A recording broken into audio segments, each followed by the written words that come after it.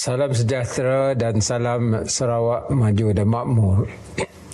Terlebih dahulu bagi pihak saya sendiri dan juga pihak keluarga, saya ingin mengucapkan selamat menyambut Tahun Baru Cina, Keng He Fat Chai, kepada seluruh masyarakat Cina di bumi Kenyalang dan di mana jua saudara dan saudari berada yang dapat mendengar atau membaca ucapan saya ini.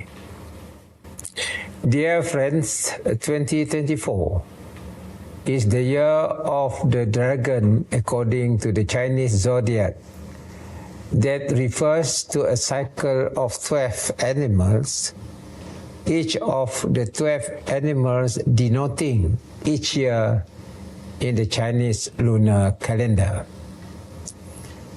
I sincerely hope that all our Chinese friends are high in spirit as they enter the year of the dragon that certainly holds a lot of promises and hopes for all Sarawakians as we journey together to transform our beloved lands of the Hornbills into a developed state towards 2030. I was told that people born in the dragon years usually possess natural courage, tenacity, and intelligence, often displaying enthusiasm and confidence. I sincerely hope that these are the qualities and traits that we must have as we move forward in 2024 and together make it another successful year for Sarawak. Friends, there are three things that we hope to achieve for Sarawak in 2024 in our ambition to create a wholesome environment for progress and advancement in the state. Now let me share with you what the three things are that lie ahead as we progress into 2024. Firstly, as you may be aware, after 43 years of its establishment, we want to take back Bintulu Port from the federal government. This is not only because it should be under Sarawak's power, according to the Constitution, but also because Sarawak needs to comprehensively plan its port development that encompasses the whole of Sarawak, including its resource-rich hinterland. This is much like taking back Bakun Hydro from the federal authority to enable us to be in control of the power to determine our own power tariff in order to attract investment in energy-intensive industries in Sarawak, especially in the Samalaju industrial zone near Bintulu. Secondly, we aspire to have an airline to serve not only our rural areas, but also to provide connectivity to selected destinations in the Asian region. We need to invest in creating air linkages between Sarawak and the rest of the region, not only to bring in tourists, but also to facilitate air travel to boost business and investment in Sarawak. Sarawak is situated on an island, and the only way to bring people in is to fly them in. I hope that we can finalize the negotiation with the federal authorities soon and gain control of the airline within this year, God willing. Thirdly, we also aspire to have a major stake in a commercial bank to provide Sarawak a financial platform to boost the economy further through the development of SMEs and entrepreneurship. Sarawak already has some stake in this particular bank, and we want to increase our stake.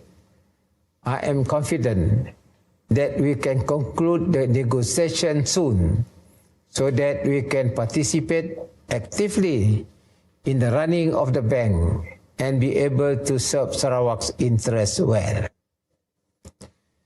These are the three strategic platforms that Sarawak should have to create an ecosystem to uplift Sarawak's economy to the next level. Dear friends, Sarawak's strength lies in its wealth of natural resources that include water and sunlight. We have harnessed about 3.5 gigawatt of our hydro potential with an overall potential of 20 gigawatt. For the future, we would want to change the way of producing hydropower by using energy from running water instead of creating a large reservoir of water that would certainly flood a large area. We also want to harness in a big way the solar energy potential, particularly using the floating solar panels in our hydro dam reservoirs. These are renewable resources which we must exploit in accordance with the goals set by the United Nations under the SDG, or Social Development Goals, that are meant not only to boost the economy as measured by the growth of GDP, but also to benefit the people across the board. The GDP figures do not always present a true picture of the wealth and social progress of a country, thus promoting the formation of a special commission in the West in 2008 to examine how the wealth and social progress of a nation could be measured rather than relying on the unidimensional GDP. The Commission report has led to the adoption of the SDG by the UN that has been the basis the Post-COVID-19 Development Strategy 2030 or PCDS 2030 formulation of a roadmap for Sarawak's development towards 2030. The PCDS 2030 therefore aligns well with the SDG, where economic prosperity must benefit everyone, irrespective of race and religion, while also giving emphasis to the sustainability of our environments. Dear friends, the progressive environment of our economic development in the last few years is quite evident as businesses, corporate figures, banks, and foreign envoys continue to come calling to express their interests to collaborate with Sarawak. Last year has been a good year where we achieved a few things that we have planned, notably the setting of our Sarawak Sovereign and Future Wealth Fund, SSWF, with an initial seed capital of 8 billion ringgit and progressive yearly appropriation of between 400 million ringgit to 600 million ringgit until 2034 from the Sarawak government. The seed capital will be invested in the relevant portfolios as determined by the Board of Guardians that comprise international monetary figures so that the fund will grow and increase our savings. The fund board will report to the Dewan Undangan Negeri with provision that there is no withdrawal for the next 20 years under normal circumstances. We are able to set up the SSWF because Sarawak has quite a strong saving and our revenue continues to rise to record figures.